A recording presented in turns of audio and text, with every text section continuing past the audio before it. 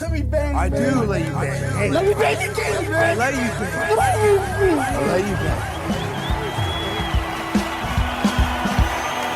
Greetings, marriage and virgins. Go for Jesus. No forget Jesus, people. Hey, I'm not surprised, motherfuckers. Ladies and gentlemen, it is time once again for your favorite mixed martial arts podcast. Recording out of Los Angeles, California, it's MMA Roasted with Adam Hunter. Imitating. Someone from Gerald Miller, please stand up. Brand new MMA Roasted Podcast. I'm here with Mayhem Miller. I can't see you, Jason. Motherfucker. Can you hear me at least? I can hear you. Oh, here we are. There we are. What's up, man? How are you? I'm like a head trip to listen to because I'm only giving you things you joke about with your friends inside your bedroom. The only thing is I got the balls to say in front of y'all. Yeah. And I don't got to be thoughts and sugar-coated at all. I just get on the... Mike, you hit it. If you like to admit it, I can spit it. But I was trying to change it for MMA Roasted, asshole. We're trying to get a new theme song. Thank you. Appreciate that, man. I was actually enjoying this. And then, anyway, here we are. Here with Jason. You look good, man. And I'm happy you're not in the car or in court or on parole or wherever you are. I actually can see you. I'm in San Diego doing a show, which is nice. Nice to be here. And I'm here with Gerald Harris. You know who Gerald Harris is? Do I know who Gerald Harris? I have punched him in the face repeatedly. Yes, we are face punch friends. I love that guy. He's great. You really spar with him? Hell yeah, me and him got down all the time. We had a fun ass spar. That dude is fast and long and fucking, you know what I mean? And funny. Is he on the show today? He's right here. Oh, what the fuck? I thought that was a different black guy. You guys really? I don't remember him being so handsome. What's up, Gerald Harris? What's up, man? It's good to hear from you, bro. Hold on real quick. Let me get something. Oh, see, now he's on the fucking background walking around. Normally, I'm the guy doing this, but you're the token walking around guy this time. I'm at work. Oh, man, what the hell are you on the show for, bro? Hey, Adam Hunter is not above getting people fired. Dude, where did you guys train together? Yeah, Team man. Quest. Team Quest was like the you know how Greg Jackson was at one point where he had all the talent? Mm-hmm. That's how Team Quest was, man. It was nuts. I think it was Henderson had one out in Temecula. I went to that training center too. And then Leland had one out in Beaverton, Oregon. So, dude, legendary times out there, man. Good to see you. How did you fit it in Oregon? I can't picture you in Oregon. And I fit in wherever I go. Yeah, that's a little bit vaguely racist comment from the Jew. Hey, what the hell, bro? Like, this guy fit in everywhere. Yeah, he's a damn wordsmith. You don't understand. I did a show in Tulsa, where he's from. He is the mayor of Tulsa. Like, no, I thought that was Sylvester Stallone. No, it's not. I don't think he filmed here. I don't know if he filmed here. Dude, his shows, the whole town comes in. Like, everybody comes in for this guy. White, black, old, young. Like, and the thing is, he has like 19 jobs. So he says at a job. Since I've known him, he's been a wrestling coach there. He's had a gym. Hey, I'm at the school right now. Look. Nice. Well, we can't really see because it's blurred out because you're within 150 meters of a school. He's a promoter. He's an actor. He's got like a women's fitness class. It was like him and like 60 chicks, like all sizes, all ages. He adopts kids. Like he has kids that like on his wrestling team that were like homeless. He's like, come live with me. So he's got like 19 kids. A lot of people don't even want to know their kids. He takes in other people's kids. Like it's this guy's guy. Oh yeah, bro. Hey, I want to be his campaign manager if he runs for Tulsa. I said Tulsa. He said that because I'm actually in the process of adopting another kid. God bless you, man. Really? Wow, that's wild. What's going on there? It's never planned, man. It just, as a coach, you get about 60 or 70 kids, and some of them just don't have the right homes, man. And instead of letting them go into custody, we take them in. So, and it ain't no paycheck or nothing. Now, this is going to be an actual legal, real, I mean, I can't talk about it too much, but yeah. I'm actually in the process of doing it again. Like, he's right though, man. I've been taking kids there for 20 years. That's tremendous. And then he's like, "Hey, want to come to my comedy show?" He's got a trailer outside, like not even like a regular. Like he has his own like tour bus outside a comedy show, and we're not even on tour. Adam, bro, this is your aspirations right here, bro. You need to fucking just pick up the Gerald Harris playbook, start adopting some kids, get yourself a trailer, all right, and it's on. And then I remember back then, you told me you were supposed to fight Anderson Silva, right? But that didn't happen, or they wanted me to box him. It wasn't an MMA; it was boxing. I think, yeah, they want me to box him. That conversation didn't last long. He ended up fighting Roy Jones Jr. I think. I don't even know. Did he ever fight Roy? I don't think he fought Roy. No, he fought. But years later, he fought Jake Paul. But no, they were trying to get him not like a warm-up matchup, but he was going to box. He ended up fighting like Cesar Chavez or something. I don't know. Yeah. But Jason, then he says I was in discussion. Then he sends me videos where he's winning like gold medals in like the over 70-year-old wrestling tournaments. Masters division. The Masters division. Get the fuck out of here. Adam trying to besmirch the name of the Masters division. But, right? Masters. I mean, haven't you've been like winning tournaments, right? Bro, when I tell you that was the hardest, that was one of the hardest tournaments of my life. I actually wrestled an Olympic bronze medalist in the semifinals. And man, he was tough. Obviously, he's a bronze medalist, but it's just a bunch of older guys, man. And it's recognized by the United World Wrestling Federation. There's no qualifier. You just go, but man, there's some monsters in there, man. A bunch of Olympians, and it feels fun to still compete at my age. I'll be 46 this year, so it's my passion. I love wrestling. But you won, right? You beat the bronze medalist. Yeah, well, what's crazy is the first year I went, I got bronze in Greco. The second year I got beat in the finals by this badass from Kyrgyzstan, and then I finally got my gold medal this year. So it took 3 years. It wasn't easy, man. It wasn't no. That's awesome, bro. Oh, yeah, that's fucking crazy, man. I got to get in this OG division and challenge you for the gold medal, bud. I'm excited. You got me hyped, coach.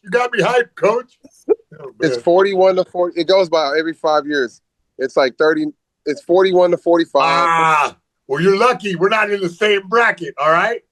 Wait, yeah, we are. Oh, shit. I'm under 45. I'm just sandbagging, bro. I'm sandbagging. I'll be 46. All right. But Gerald, I saw that you're announcing that you're leaving the school, right? Yeah, this is my last year teaching, man. It's just, I'm here from 8 a.m. to 4 p.m. between class and coaching the kids. I'm tired, man. So and Mayhem, I'm sure he knows that running a gym is hard. Right. People look and see 30 people out there and think you're rich. I'm like, bro, I'm not even close. Right. I want to invest in the gym. I want to be. Now, I'm not going to stop coaching. I love coaching. Obviously, I'm adopting half the team. But I want to focus on my gym. And that's something that requires all your attention, man. I can't be at the school all day and trying to run my fitness. I'm answering phone calls in class and shit. Yeah, but now that means you got to double down on the gym business. You know what I mean? Like your marketing efforts, exactly. And you have to grow that thing even bigger. Yeah, that's wild. It's a hustle, and it's scary because there's no guaranteed paycheck. Like you get out of it truly what you put into it. So you're right, man. And sometimes you don't get out what you put into it. You got to be ready. I know. Yeah. I done bought ads and got 3 clicks. Yeah. Now, Mayhem, you were having a great week last week, and I could tell you were excited because your boy won, right? Is that what happened? Yeah. Bro, Brady hung, like, I'm telling you, bud. All right, we trained for that fight, for 6-8 weeks, solid. But, like, that opponent had fell out before. So we had already had a game plan and began to work it, and we did, like, a dry run a few months back, 6 months ago or whatever. And then he trained real hard and focused. During that like 6-8 weeks of practice, we worked on like a few specific things. Like instead of doing this, because I watched all his old fights, and I was like, all right, instead of doing this, do this. You know, let's try this technique. Let's try this move. And there was like 3 different situations in which he completely revised his game and used every technique that we've been going over essentially in a 3-minute fight. Like every technique that we practiced during the camp. And I mean, granted, I'm sure there's some techniques that didn't come up, but I can't really think of them because the specific plan that we had just locked right into place. Like, this is how the guy fights. This is how you should fight. And this is how we can finish. And he did it all, bro, in 3 freaking minutes. I'm so proud of Brady Hong. Like, I can't even, you know what I mean? I don't know. Words lost. Words gone. That's amazing. And Gerald, isn't your son a state champion now? Hey, man, my son is a 4-time state champion now. Hell yeah. Wow. He won it every year. What's crazy is he never won a state title in junior high. And we just really dialed in for high school. He cut his weight right. In his senior year, he's like, Dad, I'm tired of cutting weight. He goes from 120 to 138. Anybody knows a 20-pound jump. Oh, yeah, that's because his balls dropped down. Oh, man. Oh, yeah, definitely. Yeah, 100%. Facial hair, everything. He said, Dad, he was walking around 145. He's like, I'm not cutting no more. I'm going 38. And he was about 6 pounds under at the state tournament. And he just wrestled his ass off, man. 4 titles is so 4-time Oklahoma State champion. 4-time Oklahoma. He was the 44th person to do it. Coach, how did you prevent this guy from burning out? Because that's the thing that we always hear about. Oh, if he doesn't burn out, he's going to be great. But he didn't burn out, and he's been wrestling since when? Since 4? Okay, 5. Yeah. So I'm gonna tell you, I made the mistake when I first started coaching of not just burning kids out, trying to win everything. That was my mistake. When he was 6-year-old, he was ranked number 1 in the country, and I was obsessed. I was on the internet looking up kids' bios and their parents' Facebook. I mean, I was going crazy. And then once I had a reality check as a coach and a parent, man, and saw nothing against childhood prodigies, but we've all seen childhood prodigies not just burn out, but they're done or they peak early. Yeah. And I just started coaching them in levels, man. Every kid's different, but you know, I coached them in levels. I didn't make them wrestle all the time. You can't always ask them if they want to or not. I mean, that doesn't always work, but I will tell you this, wrestling every weekend, 51, 52 days a week, I don't know how many kids can survive that, man. There's parents on there bragging about my kid that wrestled 800 matches this year. Like, what? Like, that's crazy, man. You know, so it's a good balance between, no different than fighting, Mayhem. It's a good balance between competition and training, man. That's it. That's the only thing I can say. Now, when you say levels, like, because as a wrestling coach, I'm kind of the same way, especially in California with middle school. Like, I'm like, well, yeah, middle school isn't the place to peak.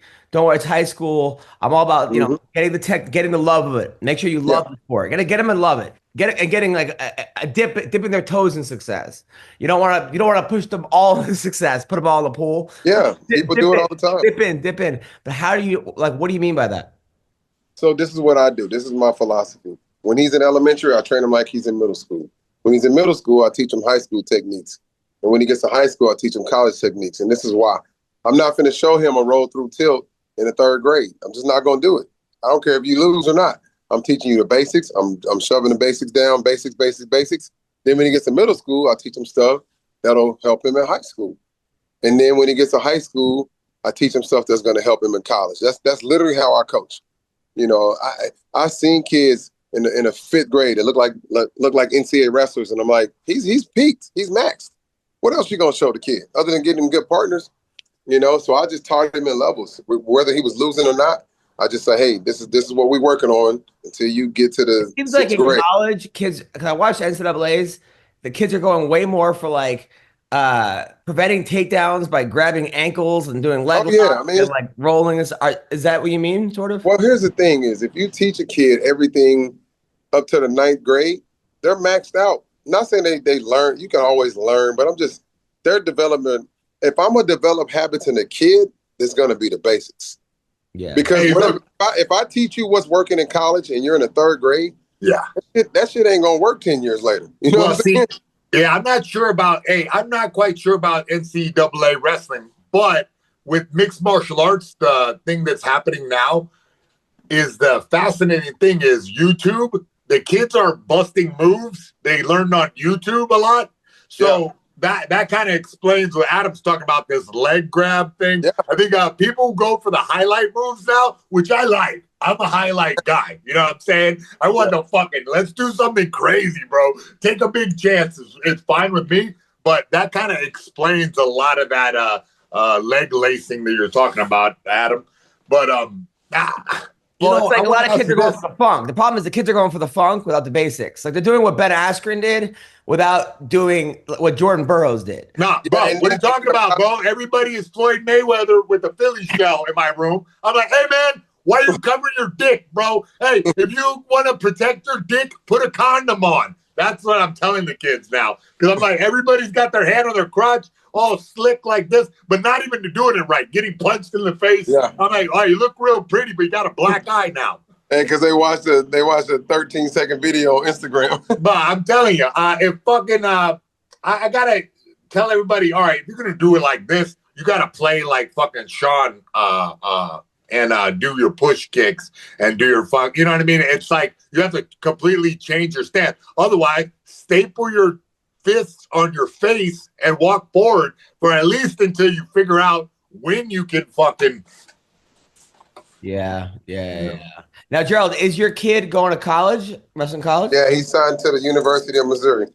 Wow. Hell yeah, let's get him a deal, baby. Let's get him some fucking shoe deal, all right? Let Mayhem management take over, bro. I'm going to get a shoe deal first of all, right? Going to get him a shoe deal. Then we're going to get him underwear deal. I'm talking MeUndies. You know what I'm saying? Going to get him sponsored, all right? And then next up, shoelaces, all right? Never thought about that. And most importantly, a Mayhem t-shirt deal. Yeah. I'm down. All right, great. Yeah. All right, well, I already got a book for free then. Thanks, Gerald. That's binding contract right there. Gerald, how involved were you in as far as the college process? Oh man, so here's the deal. Is I'm really, anybody can know college can be depressing, man. So you go to the wrong school and I let him choose, and his eyes was on Mizzou the whole time. His best friend goes there, who became an All-American this year, Cameron Steed. He basically had his. I mean, they say don't put all your eggs in one basket, but that's what he wanted. I made a post. He didn't really have many offers because we don't do a lot of national tournaments. And kind of going back to what Mayhem said and what you said about not burning them out is we just didn't. We trained all summer. We didn't compete. No Fargo, nothing. So he didn't get a lot of looks. But I made a post, man, and it got almost 1 million views on social media, and my phone wouldn't stop ringing. So he went from no offers to like 1,000 overnight. And Mizzou finally called and was like, "Hey, man, like we finally freed up some stuff, and we want to get Boogie in." And shoot, 2 days later, he was signing a contract. You know what I'm saying? So he locked in. That's what he wanted. I mentioned some big name schools. I'm not going to drop names now, but. You could just kind of tell he was like, he had his eyes. I'm surprised. Like, wait, what was it about Mizzou? Is something about the staff or something like his best friend goes there. Oh, all right. But I'm gonna tell you, that's not it. We got friends everywhere. Yeah. That staff is insane. Kendrick Maple, all the coaches there, they're cool as hell. All the few recruiting trips that we did go on after that post, the energy just wasn't there. The vibe when my boy walked in the room and the Mizzou people was like, "Yo," I knew. Yeah. I was like, "It's a wrap." There's something to be said about that. The love is reciprocal. You know, if you walk in the gym and everybody embraces you, like I'm gonna get. You know what I'm saying? That's what right. You could be a champ there. Yeah. Yeah, that's my team. You had Ben Askren, and Michael Chandler. EJ Brooks, is he thinking about going to MMA after? No, he's gonna be a doctor, man. He's in medical school. So, I don't want my. That's great. Yeah, that's great. Don't fight. You don't need to fight. I said, don't fight. I said, put on the fights. Don't fight. No, I watched the video of your daughter when she was like 4 or 5 wrestling, and the girl had her pinned, and she was laughing. Yeah, she still does it. You thought it was the funniest thing ever, and you thought it was cute. A part of me back then couldn't understand. I'm like, his daughter's getting killed. She's giggling. I'm like, but you're so proud. But then the next year, you won the states, right, or something? Or he took third in state and laughed. She's just a goofy girl, bro. Biggest heart in the world. Name's Dylan. She's just a happy kid, man. So, kids come to the gym, they want to join, and she hugs them, and they're just like, oh wow, they feel embraced. But she's still, to this day, if I record her, she's in a match. She's smiling, but she's body slamming you. Like, she's smiling. Whatever, bro. You know where she got that, bro. She was choking this girl out, bro. I'm talking about had her neck like this, and my daughter's just like choking the shit out of her, bro. No, hey, you know where she got that, because me and you would be sparring and like making everybody laugh on the fucking ring rope, talking to each other and shit. Yeah, we'd be working pro wrestling. Personality, though. That's her personality, man. She's a sweetheart. That's my baby. My daughter, I was boxing in the garage, and I go, Violet, you want to come join? And then she hugs it and goes, "Stop hitting my boyfriend." I'm like, all right, well, that's cool. She likes black guys. Also, good for her. That's great, man. So you're gonna do full time at the gym. That's awesome. Let's talk. Did you guys watch the fights last week, by the way? Wait. Where is the gym? Like, what? You said it's in Tulsa? Yeah. I'm in Tulsa, Oklahoma.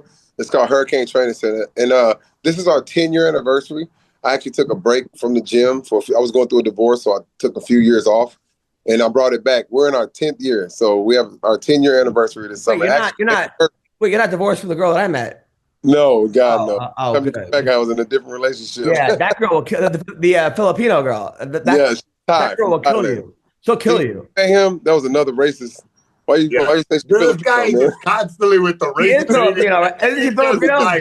He's trying to get clicks, bro. Listen, she's not Filipino. At least he didn't say Chinese. Yeah, I know. Wait, she's not Filipino. She is Filipino. She's from Thailand. Thailand? Chinese oh, shit. Japanese. Sorry about that. Sorry. I thought she was Filipino the whole time.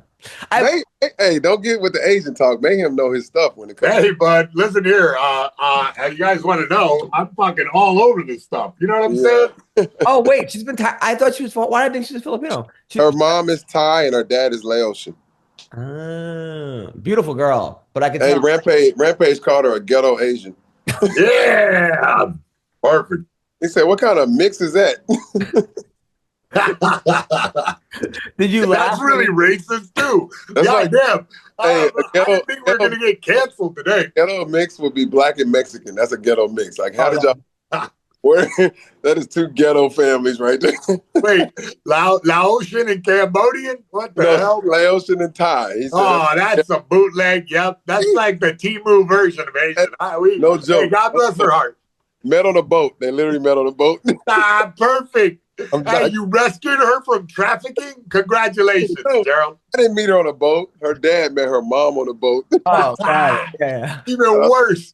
They're both people from a different land. Have you been to Thailand? No, I ain't been there yet. I'm gonna go one day though. Dude, don't go. Make sure you're married if you go. Don't go if you're single. I already know. I just got back. There was like you get surrounded. They just come up to you, like hundreds of girls and like still trying. They just try to like, hey, one girl was like, you want one girl? You want two girl? I held up my ring. Oh, you want five girl? I'm like, oh, no, it's fucking crazy. I mean that's how it is for me walking around Los Angeles. Hey, I always be like, man, I wonder if my wife would have been one of them girls. No, it's tough life. I know, it's tough life. I saved her, Mayhem. I saved her. Yeah, you did. You don't have to do this, baby. You don't have to do this. Roxanne, you don't have to put on that red light. Did you guys watch PFL last night? Anybody watch PFL? Man, I am keep up with. I don't watch a lot of TV at all, man. It's very and there's some fights tonight, like boxing tonight, isn't it? Well, that's tomorrow night. Phil Davis won his fight, by the way. Great. Shout out to Phil Davis. I like Phil, man. I like Phil. He's a good dude. I hope he gets the $1 million. He beat Rob Wilkinson, who's good. People, when up and coming fighters say, "Hey, what should I do? I'm trying to get in the UFC." No offense to UFC. I said, "Man, you better get in that PFL, bro." Yeah. I'm like, everybody wants to fight in the big brand, but I'm like, yo, man, it's not as shiny and bright as you think, You're not getting a check for being in there, and it's like, you can say, it's not like I think they don't. I don't think they understand the kickback on being in the UFC. Is like, okay, it's great, but the dollars ain't about to start rolling in. You have an opportunity to win $1 million. That's life changing. Man. You make more in one season in the PFL than you can make in a career, your lifetime career fighting. In any organization, even if you get 50 grand, 100 grand, $1 million for man, come on, man. Well, nobody took worse fights than you. I mean, nobody. Yeah. This guy took a fight on like what 2 days notice against. I fought Rafael Lovato on 72-hour notice. They called me on Thursday. I fought him on Saturday, and I had to cut a bunch of weight, like 30 pounds. They made me fight this guy. I shouldn't have took that fight. He was the former 170 champ for Bellator. He was a monster. God, he was fast. He was everything you could ask for a fighter. So I'm walking around about 218. They're like, in Mayhem, you can co-sign. Right. I know all about it. Yep. Cutting to 170 is absolutely horrible, bro. Hell. It was, and I said, bro, I got 6 weeks. I said, and they said nobody will fight. I was 213 at the time. They're like, nobody will fight him. Almasov, badass guy from Bellator. And Lovato is like the best jiu-jitsu guy in the world. Yeah, so on 72-hour notice. I cut weight that night. I cut 10 pounds that night. I flew to Chicago. I cut that night, and I made 188 from 213. Now, were you thinking that if he got you in a triangle or something, you would just pick him up and slam him on his head? No, I told everybody. I told Bellator. I said, look, I could have got paid. I got a flat rate. And I said, look, here's the deal. I haven't been training. I've been on the couch chilling. I retired a long time ago with an injury. I had torn my Achilles. A lot of people don't know that. I got back in the UFC with the Ultimate Fighter season 25 and tore my Achilles tendon. I took a couple fights, and I just wasn't the same no more. So I said, hey, I'm done. And I was on the couch literally eating donuts. No joke, eating donuts. And they're like, you want to take this fight? And I'm like, hell no, bro. I'm going to get killed. So I get on Google, and I look it up, and I'm like, Fedor's on the card. I'm in. I don't care. So when we negotiate the money, I very rarely say if I'm going to lose or win. I just say, hey, I'm going to go out there and try to get this money. But I said, look, this is one of the fights that I'm either going to knock him out or he's going to submit me. And I had never been submitted in a fight before, but I knew I had about 5 minutes of hell in me. And I went out there. It was a real slow-paced fight. And I knew every time he threw a knee or kick, he dropped his hands. And I threw a check hook. And when I threw it, it kind of connected and he fell. And I swear the dude had octopus arms, bro. He brought me down. And it felt like I was in quicksand. I'm not exaggerating, bro. That was the worst. So you fought because you wanted to fight in the same card as Fedor? That's just funny. Yeah, hell yeah. Hey, and I got a picture with Fedor, bro. That was the whole point? You just wanted a picture with Fedor? Yeah, and make a little Is money. he your goat? Hey, when I got my picture with Fedor, as soon as I got my picture, like 8 security guards ran up and nobody else could take a picture with him. I was So, by the way, we're here with Bill Dawes, who's also a black belt, one of the best actors you've ever seen in your life. He's stoned as fuck right now. How high are you, Bill? You know, it's the right amount of high. He's got that neck pillow and he ain't even on a plane. You know, bro. Hey, yeah, he's so high that he looks like a ghetto Asian. Are you laughing? It's like 10:30 in the morning. He's high. And also, you're here with Don Frye. Don just left. We're here with Don Frye. How come Don always leaves the second I show up? Yeah. I've been here with Don before. Oh, yeah, absolutely. So, all right. So that was also Shoeface won last night. Tim Johnson got knocked out. Oh, lost by standing guillotine. I like him. I don't know if you guys know Tim Johnson. He's a big guy, right? Big guy. He was in the military, Uber driver, fighter, strip club bouncer, was in Bellator, and then whatever. And so tomorrow, there's fights tomorrow. Tomorrow's a good card, a really good UFC. Don Frye's back. UFC, Corey Sandhagen versus Division Figueiredo. Oh, yeah. Oh, I like that fight. That's a good fight. Sandhagen's one of those guys who, like, I think in other divisions, he'd be the champion. He just happened to be, like, in a bad division because he's, like, really good at everything, but he just kind of loses, like, he's coming off a loss to Umar Nurmagomedov. Like, he beat Rob Font before that. Umar tripped him up, right? Like, took him down, right? Yeah. Yes, exactly. Sandhagen's one of them guys, I think that if he fights with a little more discipline, you know, I think he'll be a lot better, you know? You're right. He has all those tools. Wait, and who's the guy he's fighting? Figueredo, who used to be the champion. Remind me who that is. I know he's 24-4. He lost to Peter Yan his last fight. Before that, he beat Marlon Ferreira. He beat Cody Garbrandt. He beat Rob Font. He lost to He had like 9 fights against Brandon Moreno. Yeah, how many fights? He had like 4, right? 4, and then he lost 3 out of 4, which is crazy. He beat that should be a good fight. Also, Bo Nickal's on this card. Oh shit. Bo Nickel lost 40. He's cutting weight right now. He lost 45 pounds this week. That's crazy. According to people say he didn't. It was a fake picture, but he took a picture of the scale. But wait, 45 pounds, bro. What did he fucking cut a third grader out of his stomach? I gotta talk to you about Game Time. Okay, Game Time. NFL playoffs. One of the greatest things you can do is go to an NFL playoff game. Okay. You get to go with other fans. You have fun. You take your family. Listen, Game Time has a new feature called Game Time Picks that makes getting tickets for events even easier. Game Time filters out the fluff to show you only the incredible deals on great seats. You don't have to waste time searching through thousands of tickets to find the best value, okay? Makes it you can save time, and saving time is money. Time is valuable, all right? You pick an upcoming game, you browse through the ticket deals on Game Time Picks, and it's so easy. I do it all the time. I go to concerts on with Game Time. I go to NFL games. I go to WNBA games. Okay, you can go to MMA events. All right, they have curated deals that make it easier to find the best price to get great seats. They have the super deal, which is the best value for that event. You get the seat views, so you don't like stuck behind a goalpost or you're sitting in the parking lot, whatever it is. They have the lowest price guarantee, and they have event cancellation protection, job loss protection, etc. All right, go to Game Time Picks. All right, they make it easier for sports, concerts, comedy, theater. They have all-in pricing. You get the seat views, you get ticket coverage, and you get the lowest price guarantee, or Game Time will credit you 110% of the difference. What are you waiting for, people? Download the Game Time app, create an account, and use the code CLNS for $20 off your first purchase. That's right. Create an account, redeem your code CLNS for $20 off. All right. Download Game Time today. Last minute tickets, lowest price guaranteed. I'm telling you, it's awesome. You're going to thank me later. Check it out right now. One of my He weighed what, right? What did he weigh, Gerald? 220 to 185. Yeah, 220 to 185. That was some Slim Fast commercial shit where he had like nickels in his pocket when he weighed in. I bet. Yeah. I'm gonna be honest. I'm not hating. I agree with Mayhem. I think that 220 was like the beginning of the camp. That's what I mean.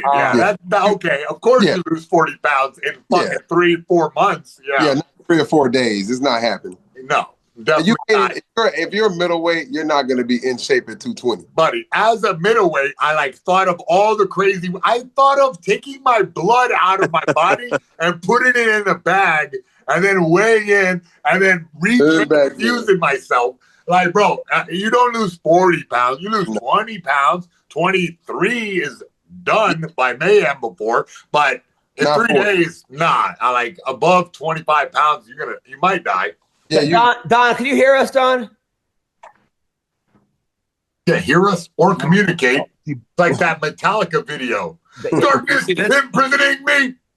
What the fuck are we looking at, Don? Don't ask you to start your video. Oh, there he is.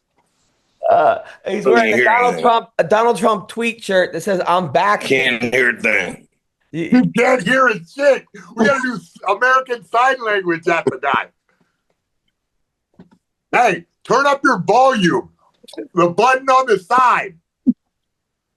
Hey, Adam, I got to get out of here. No, we need you. You're the fucking best. If you leave, there's no podcast. By the way, he's supposed to be teaching right now. You know, there's like 50 kids going crazy at his school right now. I guarantee, there's nobody in class. And there's probably a Royal Rumble going on. I was just imagining the special needs students wondering where their teacher is. He's outside in the back where the teachers normally smoke their cigarettes. It's like a fucking fight club in Tulsa. We're But first of all, Don's wearing shorts and just fucking left. I think Don saw the light and started walking towards it just now. But anyway, Gerald, thanks for being you, man. Oh man, that was good. Hey, I'm gonna get your phone number from this guy, bro. I'm gonna holler at you, all right? I might have yours, but yeah, Adam, shoot my No, number. you definitely don't because I changed it since I've been in prison. I haven't got it until like 2000 and something. All right, bud. All right, take care, brother. Thank you. Y'all take care. Appreciate you, man. I'll be in touch. Absolutely. Don, how are you? I'm on. What's going on, Don? Okay. Getting ready to go to Sacramento tomorrow to do a few days on a movie. That's great. Nice. What's the movie? Yeah. Oh, geez. Marked by Lightning. It's a like a kid's fantasy about the gods of Olympus. About who? What do you play? The fucking guy in the creepy van? I play Zeus. Oh, wait. Yeah. That's Zeus, crazy because, Don, look at this. the Look at god. this. It's the Acropolis. That's it. Wait, where are you? Bill, where the fuck are you? I'm in Athens. Why are you you are the weirdest motherfucker I've ever met in my entire life. You're the best, bro. Literally, I've been watching you the last 3 days walking around New York on fucking Instagram. Just I don't even know what you're doing. You're just like, I'm in New York. And now you're in Greece. Why are you in Greece? I mean, come on, look, the Acropolis. I can see that, but why are you there? Awesome. But why are you That's there? awesome. Why are you there? Adam, you are the most, like, you work so hard and you have like the work ethic of a Mexican for a Jew. Him and Rosie O'Donnell. Sometimes people just do shit. They just go places. Yeah, but sometimes people have jobs and they can afford shit, and you don't. So how are you? Credit card, baby. I got good white boy credit. Dude, first of all, you're not lying because like we went to somewhere and you're like, I'm like, dude, you didn't buy a plane ticket yet. We're leaving in an hour. You're like, don't worry about it. So either you're like banging a fucking flight attendant or a pilot, or you have 9. Wait, are you getting your hair done? Are you getting a hair transplant? No, why? Does it look like it? Yeah, put your head down. Head down. It looks like you're getting a hair transplant. Is that why you're there? What? No, they don't do that in Hey, Greece. bro. Hey, bring me a business card. Are you filming a movie? Do you have a girl who just goes to Greece right now? Like, who are you? Like, what? We're gonna find out he was a fucking spy or something. No, Adam. The thing is, when you're unemployed, you got to make yourself feel happy. Yeah, I know that's true. But why did you go to Greece? I've never been. I want to see where Don lives. The house of the you went by gods. yourself? You went by yourself to Greece? No, I got a girl. Come on, what are we talking about? Girl, you were just depressed for fucking 3 months because of it. And now, is it the same girl you were depressed about? You got a new girl and you went to Greece with her. Nice. Oh, sorry. Nice. So, bro, yeah, why are you always blowing up his spot, bro? Like, leave I'm paying for it. He's trying to, his mother wants his spot. You talk about fighting. Yes. good for you. I'm happy you're happy. I'm happy that you're stoned in Greece. Now, Don, so you're playing a Greek god in a kid's film? Yeah, I'm playing the god, Zeus, baby, Zeus. Is this is it a big movie? Is it like a big budget? Is this independent film or like? No, independent film. Independent, yeah. I can't think of If a it more was a big budget, you'd be in it. I can't think of a more perfect. You're the most perfect Zeus I've ever. Yeah, you are Zeus. Like, you know that thing on the internet of like 100 men versus a gorilla? Fucking Don. Yeah. Don's the gorilla. Seriously, Don could be. Anyway, so Don, I now I'm watching pictures of you. I saw you were with Matt Hughes and Mark Coleman last week. Yeah. Did you and Matt? Montana. Did you and Hughes bury the hatchet? Are you guys friends again? No, we never had any heat. Oh, that was you and what's his name? Hendo. Hendo, no, I never had any heat with Hendo. I love Hendo. Oh, good. Hendo's the best one of the bunch. Oh, fuck yeah. All right, good. Well, Hendo's Hendo. I thought you said Henzo. Oh. I think man Henzo Gracie. No. Dan Henderson. Yeah. No, Henderson, I don't have any heat that I know of. Oh, good. I mean, good. Now, how's Matt? How's Matt Hughes? Matt's doing okay. He's doing okay for somebody that got ran over by a train, you know? Shit. Yeah. No, that's true. I don't know. He probably Mayhem just left. So that now, how bad was it? Was he in a coma? How bad was it? I don't remember. Yeah, exactly. he almost died. He was the hospital. Yeah. I mean, he like legit got hit by a train. And he was in a coma. Yeah. He was like, yeah, we both went through the same shit. Except I didn't get hit by a train, but we both had a stroke and was in a coma. And then our wives left us and took everything, left us naked and shit on the street, you know? Same wife? Wait. So I'm going over the list of what not to do, okay? So don't get hit by a train. And we're going to throw in another lesson from Vanderlei Silva. Don't get hit by a car on your bike. Don't get divorced. Yeah. Fuck. All right. I'm trying my best not to fall into these bad. Oh, and then we're going to go me. Don't eat a bunch of drugs, kid, and go fucking insane. All right. Don't stop sleeping for 7 days. It changes a man. Try not to go to prison, kids. All right. I'm just trying do all the checklist of say no to drugs, kids. Of course. So yeah, Don. So I'm looking at your thing. So you were at there, and then I see you were at WrestleCon. So it was you and the Godfather and JBL, right? Yeah. And then I mean that must have been fun, right? It's a solid. Ron Simmons, great. Man, they're all great. You know, they're just classic, man. Being around those guys, just a treat. And then I saw here's a picture of you with Butterbean and Ric Flair. JB was funnier than shit. You and Ric Flair, is that a good combination? Bro, I think that's fucking fantastic. Two icons in the fucking ring. God damn. Well, how was it with you and Ric Flair? Yeah, my Wi-Fi is fucked up, or your Wi-Fi is fucked up. Yours. How was it? It was good, man. Rick's solid. Yeah, I see. And then how's Butterbean? Butterbean's solid. He's a good guy, man. He's a real good guy. You know, he helped put this thing together. That's awesome. Oh, wow. You know, for everybody to show up. Butterbean has the organizational skills. I didn't realize that. I don't think so. I don't think so. I think he made the phone calls, maybe, but I don't think he organized it. That's too bad because I was looking for somebody to do my taxes. I mean, this picture of Butterbean, Ric Flair, and Don Frye. I mean, yeah. I saw that picture. I thought I was in a fever dream. I thought I was having an acid flashback. That really was a real picture. Send me that picture. I don't even have it. It's on fucking Instagram, guys. It's on your Instagram. Don Frye, I told you to get on Instagram a million years ago. You do have it. Do you not run your Instagram, Don? Do you have someone else running your Instagram? Yeah, everybody else runs everything for me, man. Shit, I don't. I'm literally looking at a picture. It's you, Dan Severn, Butterbean, and Ric Flair. Now, could you think of guys that more entertain me throughout my fucking life? Yeah. I know. Don Frye provided hours of entertainment, days, fucking years of entertainment. Ric Flair was one of my favorite wrestlers. Like the thing about Ric Flair, decades of entertainment.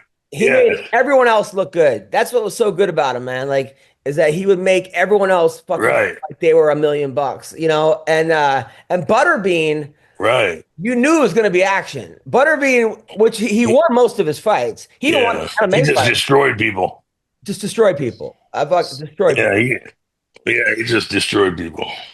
So, he fought Larry Holmes. Jeez. Yeah, he did. Oh my God, I forgot he fought Larry Holmes. He did pretty good against Larry. I mean, Larry Holmes was like 80, but still. So how was he so good? He was just that strong, or he had just instincts? Yeah, look at the neck on that guy. You know, you could stand on his head and hit him with a sledgehammer. It ain't gonna do any damage. Power. It was power. He would. I think people underestimated him. Also, they'd be like, "Oh, I could take this guy," and you got hit by that guy, and you were just. It's like no coming back. Bro, I mean, he just it put you to sleep. Yeah. I just had a thought occur to me. I just imagine a 12-year-old Butterbean in husky jeans hitting a heavy bag that's taped to an old oak tree, and it made me. So you know what I do, Jason, is make a cartoon of Butterbean, Don Frye, and Rick as kids. Now you're onto something. As kids. As like, oh, dude, as like Adam, that's an actual genius idea. As 10-year-old kids. Can you imagine? Instead of a mustache, the kid has like a milk mustache the whole time. And like we all know what they end up doing when they're older, but back then you just didn't know. Like you didn't know Butterbean was gonna just fucking. Can you imagine? Like I'm here with Josh Cohen, who actually looks the most professional. So Josh Cohen's publicist reached out to me. This guy has a fucking publicist. Like, I mean, he's basically homeless, and he's got a publicist. And John, boy, right there. That is your publicist that you're on a podcast where one guy's clipping his toenails. So his publicist reaches out to me, right? And he said, and the publicist, hey, we have a new show on Vice called Grudge. It's about Khabib and Conor McGregor, blah, blah, blah. And she's like, do you want to get what some of the producers on the show, Chael Sonnen? So I'm like, that's fucking great. Chael Sonnen. Yeah, I know Chael. First of all, me and Chael text all the time, but okay. He goes, oh, Chael's not available, but you can have Josh Cohen. And I'm like, what a fucking, hey, Beyonce's here. You want to fuck That's Beyonce? equal. No, sure. I'd love to fuck Beyonce. Well, you can't do it. But my Aunt Bertha is gonna fucking fill in. So, dude, why are you? Solange is here. Yes, bro. Yes. We're like at a 10 right now, and this guy is just coming in cold in his IKEA furniture set. Because I love this guy. This guy's been to like 10 of my comedy shows. Oh, okay. And he's a really good dude. So he knows it's MMA roasted. He knows. This guy's a really good dude. And welcome to the show, Ethan. So Josh is a big radio guy. He was a big radio guy for ESPN. Works for ESPN. Had a podcast had a radio show with Dean Thomas for like 50 years. Mm-hmm. And then he became sort of famous as the guy in the pink suit who heckled Conor McGregor at a press conference, saying like, the last time you want to fight was, I forgot the line, but I knew that guy's face. It's punchable. And it blew up. The whole thing fucking blew up. Yeah. And then he tried it with Colby, and he kind of lost to Colby. Anyway, Josh, how are you, man? What's going on? There we go. Yeah, good to see you, fellas. Adam, good to see you, buddy. It's not my publicist. It's the publicity people from Vice TV. With this new show, Grudge. And so they said to me, hey, Adam Hunter would like to have you on the show. Oh, yeah. And I was like, what did Chael say no? And then you just confirmed that. So clearly that's the case. Yeah. So on this episode. It sounds like you both got stuck with each other. Yeah. I mean, so the comparison is fair, right? You think you're getting Beyonce, you get Solange. You think you're getting Ashley Simpson or Jessica Simpson, you get her sister. Bro, I mean, I've been called it. I am the fallback plan to the backup plan. I'm taping my own goddamn show right now. I got to stop in the middle for this bullshit. So the people from the people from Vice TV are cheating all of us. They lied to all of us. Yeah. They want to promote this show. It's Wednesday nights at 10 p.m. Each week is a different episode between a different rivalry in sports. In a couple of weeks, Rhonda and Misha, that's going to be an episode. There's a couple from boxing. I think they're Canelo. Actually, I'm not sure. Who gives a shit? Anyway, good to see you again, buddy. Good to see you. I watched it last night. It's a good show, and you're in all of it. Give me the premise of the show. Give me the premise of the series. It's like every sports grudge. Yeah, that people right. Yeah, a series of grudges, individual grudges, team grudges from different sports. Hockey's covered with the Red Wings and the Avalanche. Fight game. There's a couple from MMA. I think there's one from boxing. Like I said, Piazza, Roger Clemens. So those of us that remember those rivalries through the years, it's a 30-minute insight look into both sides of it, and you get to get an idea of where it started, how it got to where it did, and then ultimately who you think won that shit. But, have you had a grudge that you've tried to get and then you couldn't get the people to agree to do it? Oh, I'm sure they have. I'm sure anybody with a decent agent or common sense is like, what are you talking about? I'm not that involved with the show. The producers reached out to me and wanted me involved in this particular episode. Yeah, I was wondering why it was you and some girl. I don't know who the girl was. But you're really good at it. By the way, you're Thank you, brother. At the show. Yeah, Thank you. You definitely you do a good job. Now you are in a grudge right now on Twitter with Nina Drama. What happened there? No, I'm not. Yes, I'm not I'm not in a grudge with Nina drama. I think she's great. What happened with Nina drama? I have no Gave idea. you chlamydia. Oh, really? I thought she got mad at you or something. Oh, she probably did. Yeah, I talk a lot of shit. I mean, you know that. I call people on their bullshit. That's what I've made a career 25 years in FM hot talk and sports radio by just saying, look, don't bullshit us. Like, let's just get real. And when you reference the Conor McGregor thing, right, the pink suit jacket bullshit, I didn't wake up that day thinking, I know Twitter was like, oh, this dude woke up, chose violence. No. And I didn't say, oh, I'm going to wear this bright pink jacket. I wore the pink jacket because the press conference is Thursday. Friday's weigh-in, you go out to dinner. Saturday's fight night, right? I'm packed for Vegas for the whole week. So I figured I'm going to wear the ugliest shit I brought because I'm not going to use it. You know, Friday night, you can try and get some. Saturday night after the fight, you definitely can try and get some.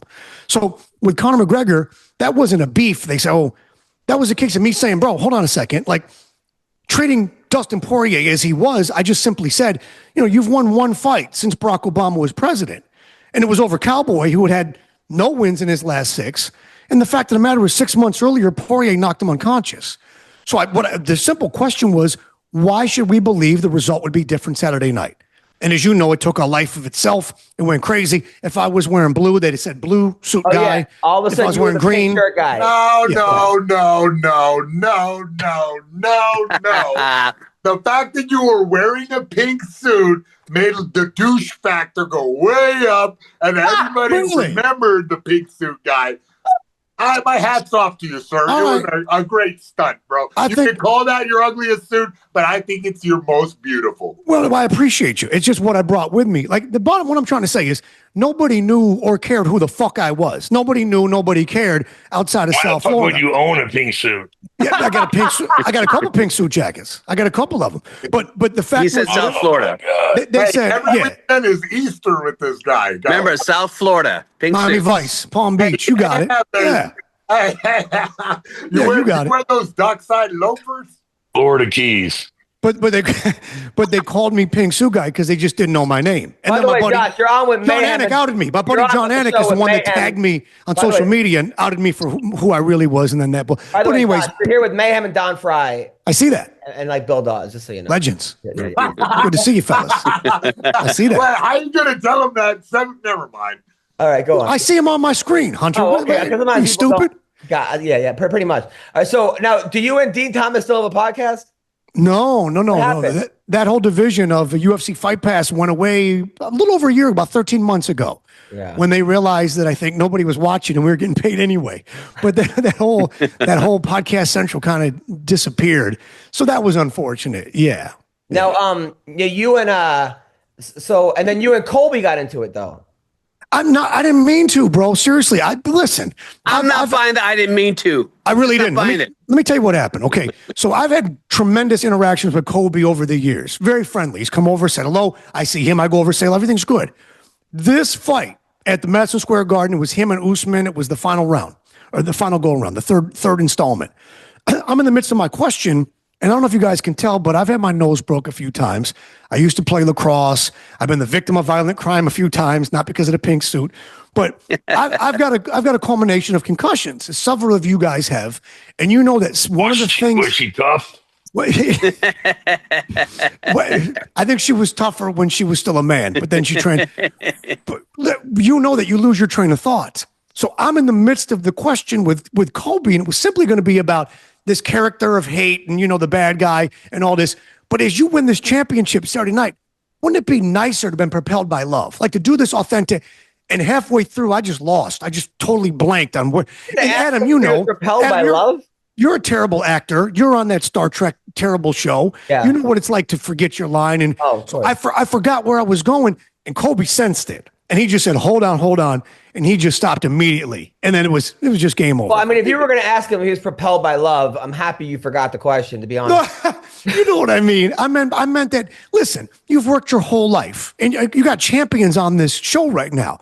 If you've worked your whole life, the moment that you become champion and you get that belt, wouldn't you rather be authentically you as opposed to playing some bullshit character? Yeah. To try I think Bill is squatting and the owner came in just now and is kicking him out. Like, because all of a sudden some random person just showed up at the thing and he's like pointing like, oh, I didn't know I was supposed to be here.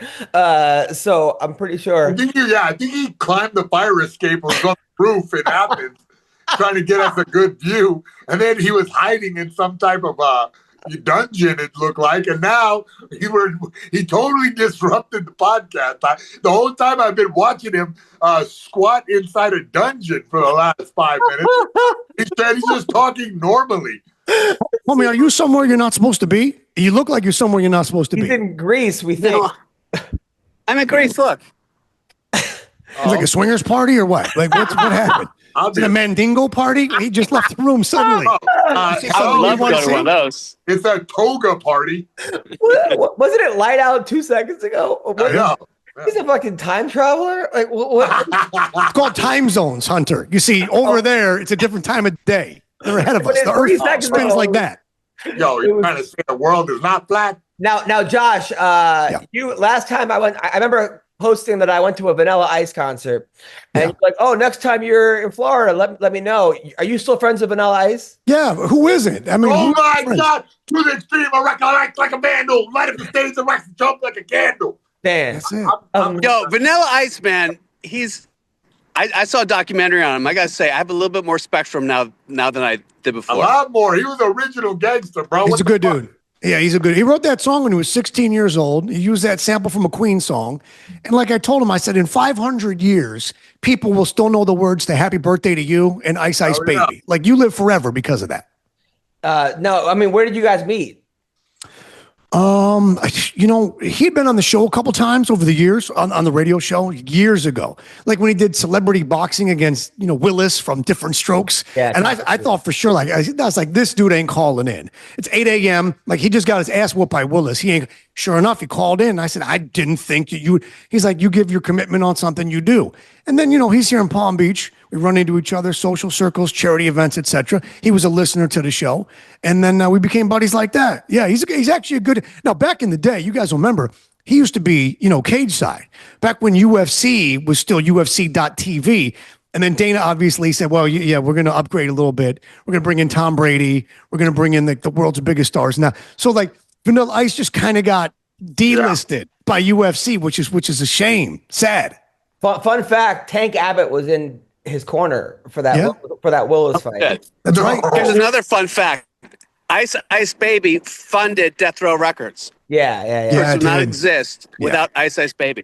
Yeah. That balcony story, we talked about that one time for a magazine feature he and I did. And then he talked a little about Suge, and we got into it a little bit about, and then you could see him thinking. A couple minutes later, he says, you know what, JC, let's scrap that. Let's scrap that thing there. He did not want to revisit what that was all about. But what a time in music, right? What a 1990, 1991, when you could dangle a white boy over the balcony of a hotel and your financial future and generational wealth. Fun fact, I do comedy now. I run a show, and Suge Knight's kids doing comedy. And I actually book him. Nice guy. And he talks about how everyone used to hate him because of Diddy. And he's like, I think my dad's been kind of, looking a lot better now because of Diddy. He's like, my dad, might have dangled Vanilla Ice up a thing, but he never fucked the guy from Family Matters. Did I do that? No, not Urkel, the father, Carl. Oh, too bad, because I was really the Uncle Carlton or something, right? Urkel getting it. Yeah, no, the guy from Die Hard, the cop. Remember the cop in Die Hard? Carl Winslow. He looks like a freak. He looks like a freak. Carl Winslow, right? Yeah, he fucked Carl Winslow, allegedly. Nice. Carl Winslow. Stop, allegedly, okay? I do not want to get sued. Allegedly. Yeah. You're not going to get sued. Nobody watches this shit. People got to see it to get sued. By the way, Josh, I'd rather you see the freestyle that we're not working with here. Nobody watched, so we say whatever we want, bro. I've been canceled 3 times, but only by 500 people. By the way, if there's a beef too, number one, Don Frye and Ken Shamrock have to be in it. If that is too, right? The Grudge on Vice TV. The reason I'm here right now, Wednesdays at 10. Yeah. The only reason. Yeah. Yeah. I don't know. I think Don. I just see Don Frye his name. Yeah. I don't actually see him. Yeah, he checked out. He's on his way to Greece. I thought he didn't want to talk because there's a black guy on the podcast, and he's not sure about this guy. Wi-Fi is so fucked up. You thought Now Don my was Wi-Fi squatting. is all fucked up. Yeah. Now Y'all keep coming in and out. I'm getting about 10% of this. It keeps coming in I and mean, out. normally, even without the Wi-Fi, you get about 10%. Yeah, exactly. So, Josh, did you go to UFC Miami? No, I did not. I have not been credentialed in several years now. That's What is that?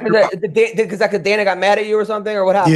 Yeah, I'm on Dana's shit list. Why? What happened? That's okay. It's okay. Listen, one time we did what do they call on UFC Fight Pass? They call it watch party, right? Yeah. So the UFC brought the camera crew, and I'm not going to out whose house or whatever, but the UFC brought the camera crew and their producers and all that, and it's myself and Dean, a couple of former fighters, etc. And it was actually a McGregor fight, the episode that we did, and the pay-per-view didn't work or whatever. So they said, flip over. So we actually did the episode from the illegal stream. Yeah, bud. Ultimate irony. We did the episode for the UFC Fight Pass by watching an illegal stream, crack streams or mess streams, whatever it was. Come on, bro. Come on. Yeah. Okay. Oh, that's the story? The story is that their cameras are rolling. They're producing this content, and we can't even use their own content. That's how ghetto the shit was. Oh, yeah. That's the story. Well, Yeah. Now, are you and Dean still close? I haven't seen Dean in a year, brother. Why? I haven't seen him in a year. He's big time now. And plus, listen, I don't really know like what happened there, but I do miss my boy. I do miss him, but he's big time now. Yeah, you guys were great friends. Yes, we were. 20 years. Josh, you're a great guy. I think you're a solid dude, solid and funny as shit. So I think you're hilarious. And if I get out there for Fight Week again, you still doing the Strat International Fight Week? The week after, because I figured it was going to be July 4th. That was the weekend. And so I booked it that weekend. And of course, it's the week before. I was hoping to see you. You're one of 3 people in the MMA community that actually likes me. Still. So I was hoping. Who were the other 2? John Anik. Yeah, nice guy. And his twin, Jason Anik, because he got no choice. Oh, does he even count? Is he what? Does that guy count? Is it Jason Anik? Yeah, Jason's great. Jason's great. Jason does a lot of stuff on Fight Pass. I don't do shit on there anymore. That's whatever. They're lost. They're lost. So Don, you're filming a movie this week. We don't know why. Bill's in Greece. And Mayhem, what do you have coming up? Bud, Knife Face getting ready to fight and up next fighting. Knife Face, bro, just don't worry. You're gonna fucking know his name pretty soon. His name is Nice Face? Knife Face. Oh, Knife Face. Yeah, because he has a knife on his face. Like a tattoo? Or Well, that's original.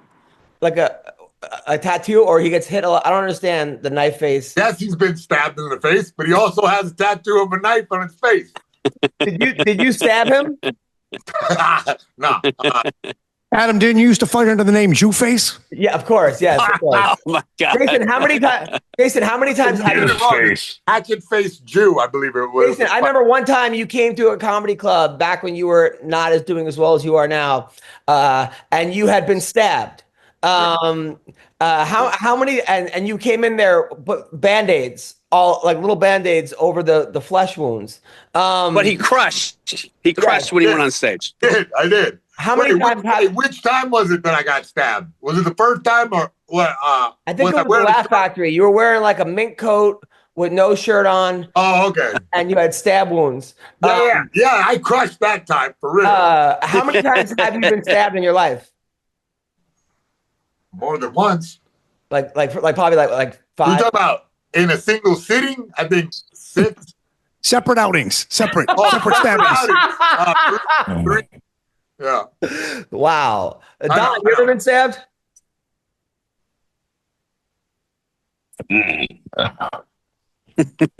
Well, shit. Listen, I live a very dangerous lifestyle around a lot of people with a lot of sharp objects. So I don't think people nowadays get stabbed that often. Now, Bill, your last fight was a street fight where you choked the guy out in the middle of the street. You went behind him, right? Put him in a rear naked choke and then just left. Yeah, I just jumped on his back like a little bitch. And then you woke him up and said, "What happened?" Right? No, he was like on the sidewalk doing the stinky legs, and everyone thought he was dying. And you gave him mouth to mouth. You brought him back to life. And now you know how it is in the movie for saving his life. Like I just saw a movie like last week where doing that before the stabbing, where a guy like chokes someone out and then the guy's dead.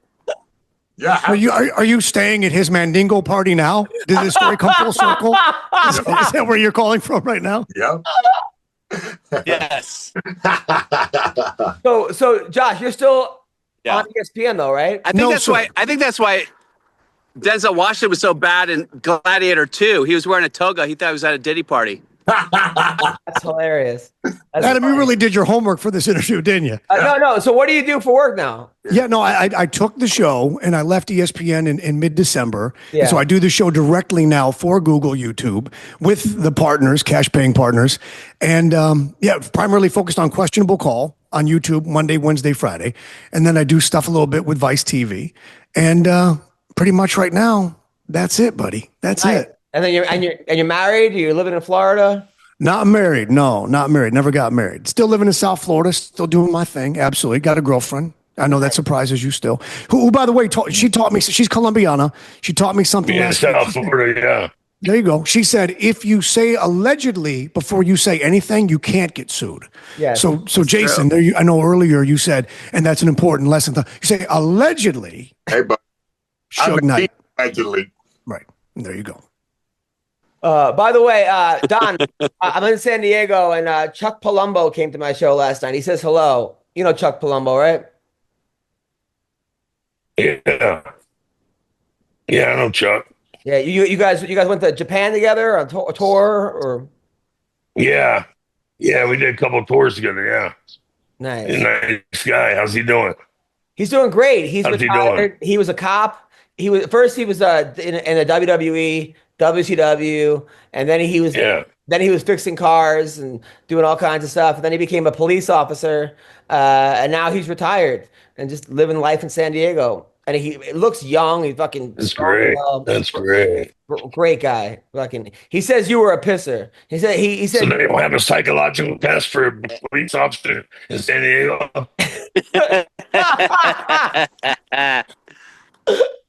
Okay. Everyone I know that meets Don, like anytime I hook Don up with something, they always thank me. They're like, "That was the best day of my life." Don called me a sissy, a pussy, fucking told me I was a girl, told me I hit like a bitch.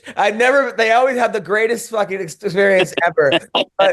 Like no one, like everyone's a pussy. Like even the executive producer of MMA Awards, Don did a sketch with him. I'm like, how was it? He goes, dude, the guy called me, he told me I was a Sally. He goes, you're a fucking Sally. Like, oh, that's old school. Sally. How's Don Frye using like 1920s vernacular? Like, yeah, my girl Friday, but these boys are being a bunch of Sallys. Some of these dames here. Dude, it's great. So, all right. So, Mayhem's got a fighter You coming keep up. tripping me up. You keep acting like we're ending the show, and keep cranking it right back up, bro. I don't want to leave the show. I love you all fired up, bro. I love you. You guys are at the Iron Dome of comedy right now. By the way, we have no idea where McCorkle is. McCorkle is worrying me. He's fighting with Mexicans. We already know. Okay, he's gone suspiciously silent right now. By the way, can we talk about how we went to McCorkle's house? He flew us all out, and he lives in a fucking mansion with 97 guns and got 3 ponds, and no one knows how he made any of his money. Can we just talk about, like, none of us... Yeah, and like $50,000 dogs with huge dicks. That's ratting him out. Yeah, that's it. That's ratting out on an international fucking computer. You're what we call a dry snitch, bro. You just be rolling your fucking mouth off at everybody. Hey, what about Mayhem? Did you hear that he was a gangster now? Like, shut the fuck up, Adam. Sorry.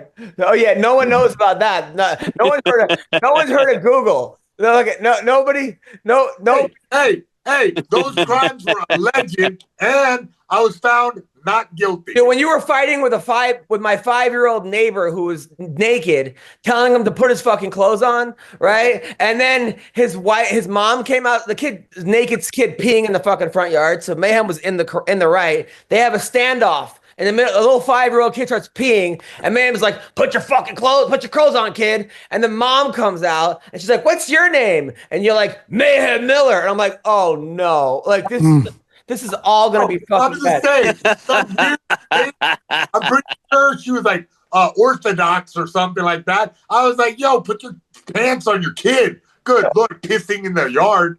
The little 5-year-old waving his dick around. Mayhem's yelling, and he goes, my name is Mayhem Miller. And I'm like, oh no, like this is just all bad. Like he's gonna get arrested with a naked 5-year-old. Like this is all. Is that the first time? Would that be the first time? 25. So Josh, what do you got coming up? Who, me? I got that episode of The Grudge that aired Wednesday night that they wanted me to come on and promote for some reason. Of course. Yeah. Let me help the people at Vice TV. Yes. New episodes Wednesday nights, 10 p.m. You can stream the other ones. I saw the episode. I was shocked at how actually decent it actually was, and I really appreciate them lining me up with you. Why were you shocked though? Like Vice make consistent great content for the last 10 years at least. Yeah. It's like they've been like a powerhouse of production. Dude, they have a show. Dude, they have a show, Dark Side of the Cage, right? Yeah, still do. They talk about this guy, Tony. First, Dark Side of the Ring. Talk about Tony Atlas, who was Mr. Olympian WWE wrestler. Like the guy was the fucking amazing, right? He's so all right. It starts off normal.